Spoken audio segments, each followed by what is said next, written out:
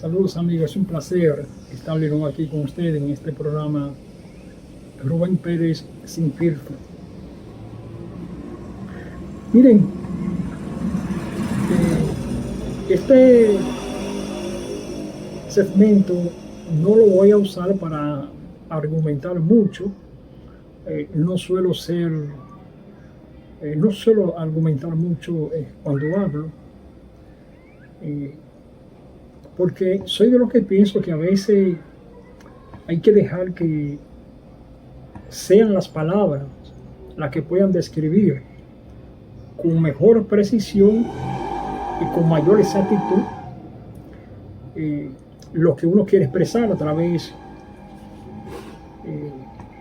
de este medio. Yo quiero presentarle en el día de hoy dos rostros, dos caras, dos presidentes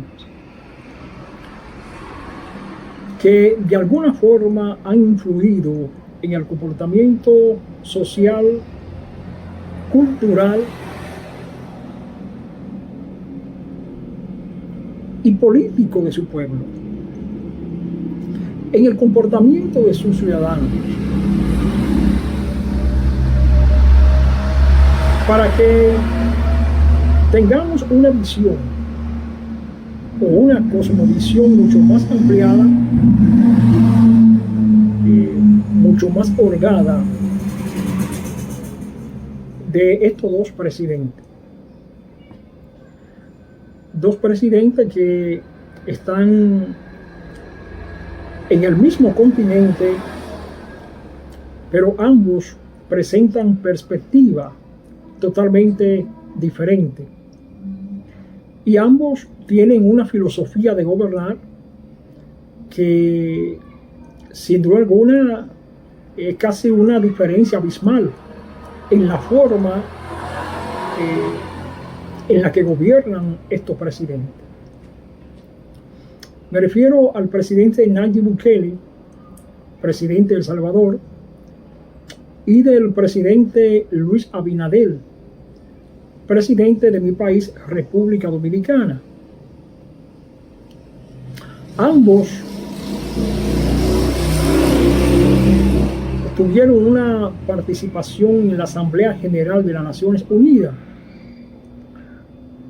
Cada uno de ellos presentó su alocución, su discurso frente a los demás gobernantes del continente americano y por consiguiente frente a todo el mundo, porque todos hemos saboreado los razonamientos de estos presidentes a través de los diversos medios de comunicación que ya hay a nivel planetario.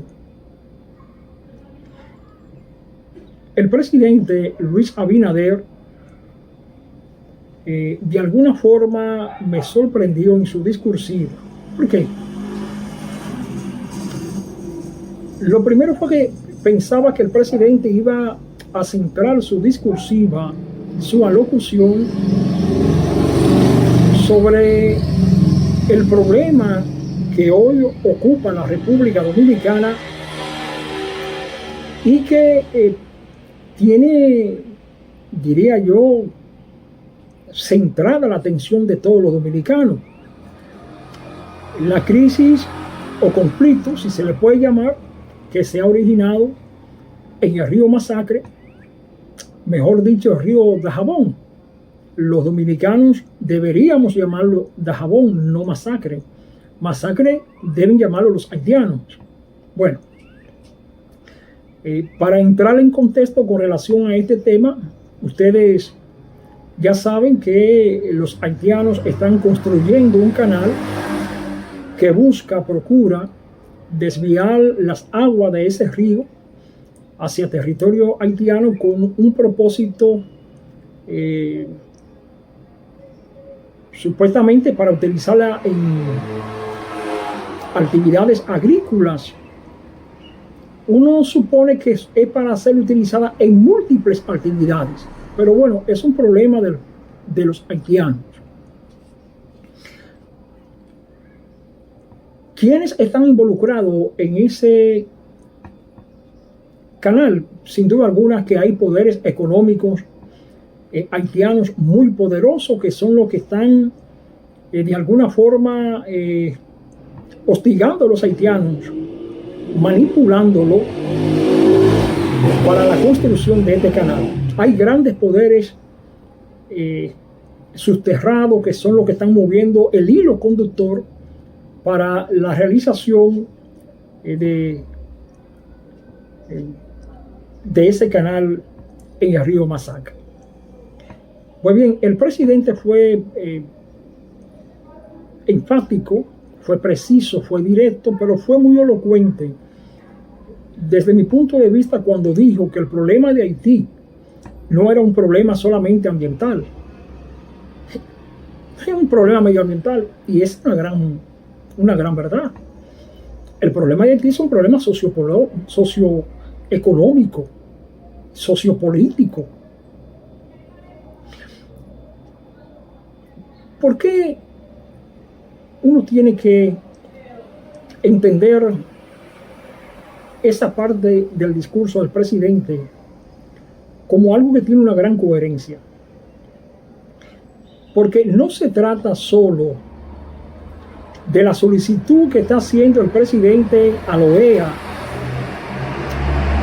para que se movilice o se despliegue un contingente de militares kenianos y de otros países hacia Haití, con el propósito de auxiliar a la policía haitiana.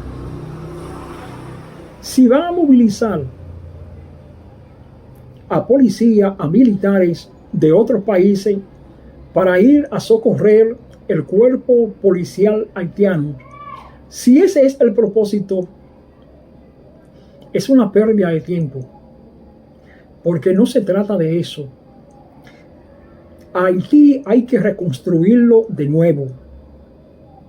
Si la comunidad internacional no entiende ese criterio, yo puedo decirle desde este pequeño medio de comunicación que deben desistir de esa intención, porque Haití hay que reconstruirlo de nuevo.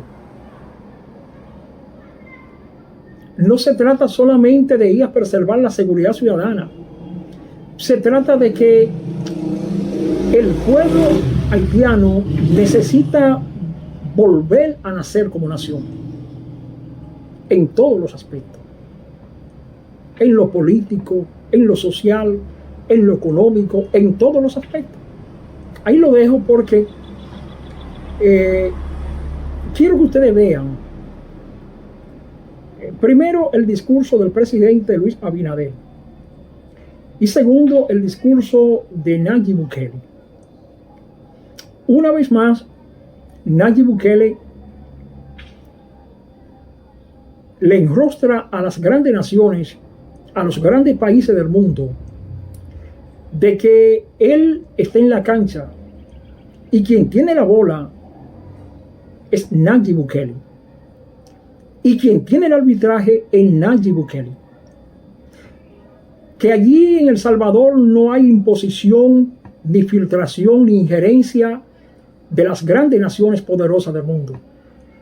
Hace 3 años que Nayib Bukele tiene la pelota en la mano y la está jugando a su antojo. Y lo más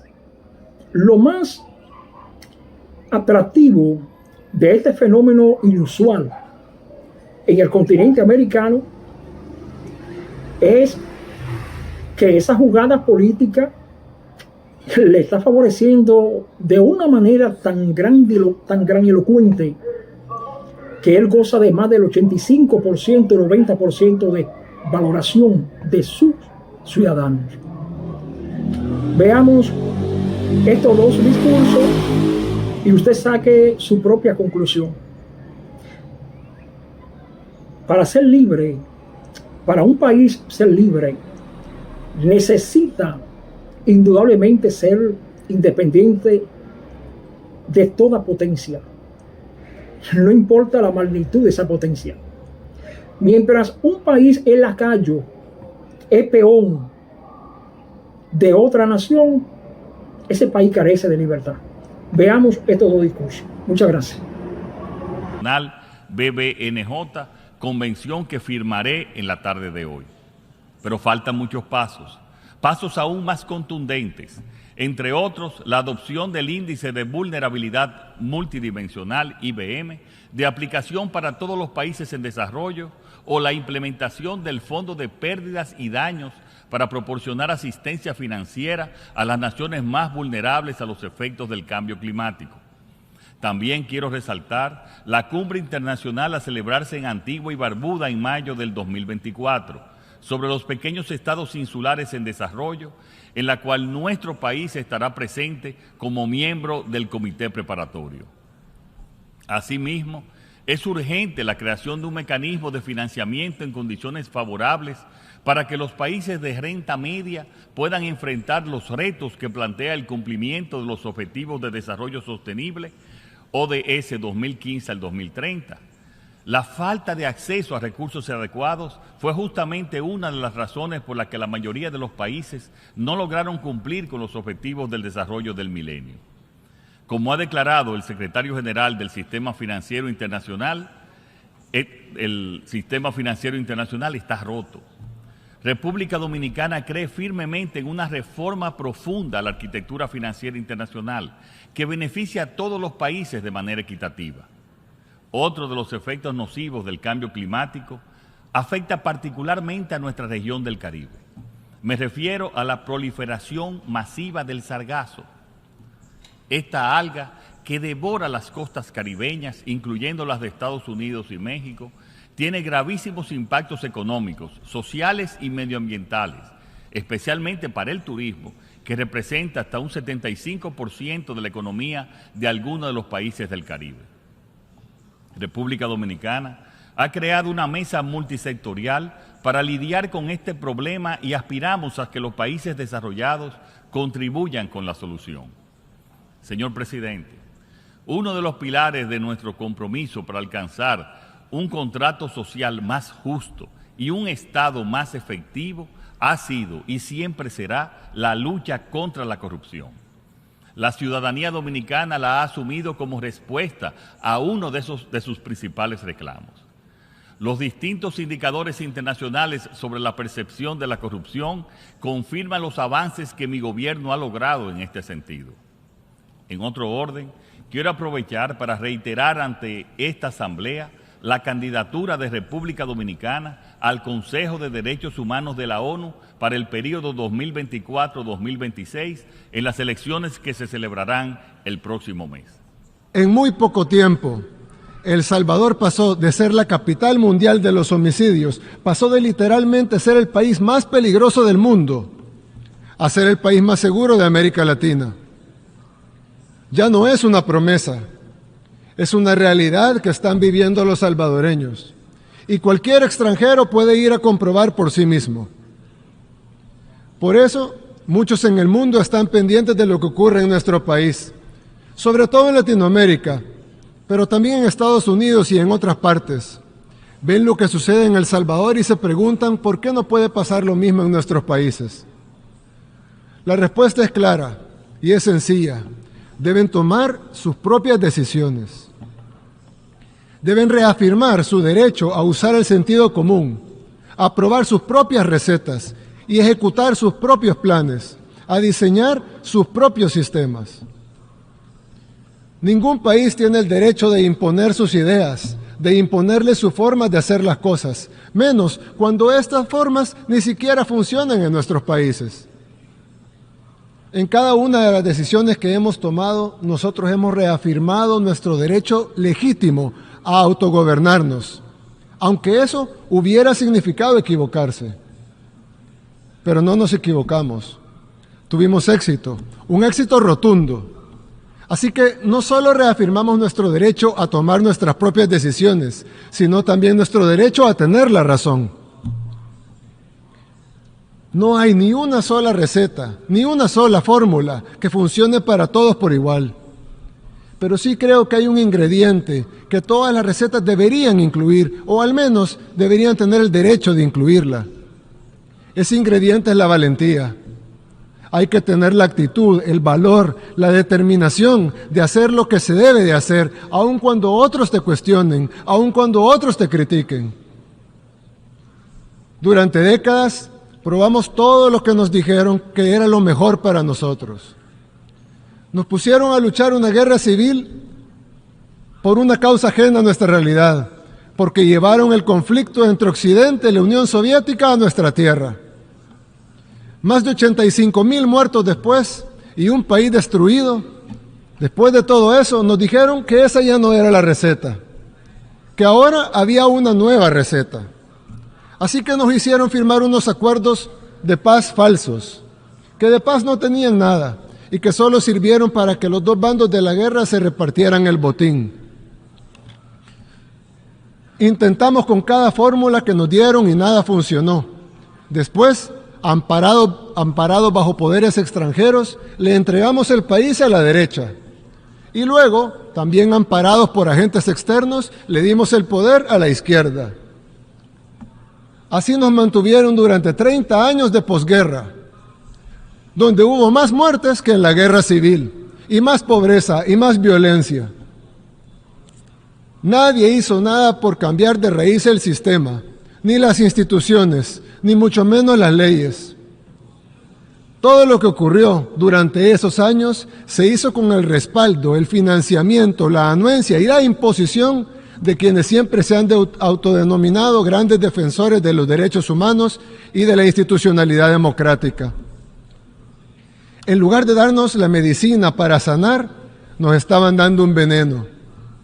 Pretendían que siguiéramos haciendo lo mismo que se hizo en el pasado.